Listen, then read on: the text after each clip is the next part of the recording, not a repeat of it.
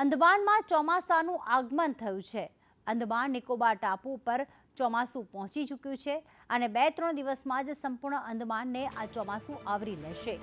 25-26 મે સુધી ચોમાસું કેરળ પહોંચવાની પણ શક્યતા છે। કેરળમાં આ વખતે સામાન્ય કરતાં વહેલું ચોમાસું પહોંચશે।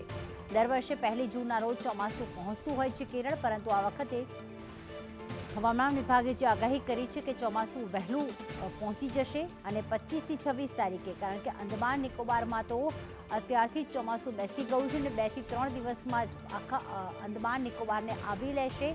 ત્યારે 25 અને 26 મે સુધીમાં ચોમાસું કેરળ પહોંચવાની શક્યતા વ્યક્ત કરવામાં આવી છે, જેની સાથે ગુજરાતમાં પણ ચોમાસું વહેલું બેસી જશે, કારણ કે ચોમાસું આગળ વધતા હવામાન વિભાગે જે માહિતી આપી છે કે આમ તો 1 જૂને કેરળ અને 14 થી 15 જૂને ચોમાસું જે છે તે ગુજરાતમાં દસ્તક દેતું હતું, પરંતુ આ વખતે કેરળમાં જો 25 થી 26 તારીખે લગભગ 6 થી 7 દિવસ વહેલું ચોમાસાનું આગમન થઈ રહ્યું છે, તો થઈ શકે છે કે આ વખતે ગુજરાતમાં પણ વહેલું ચોમાસું આવી જશે।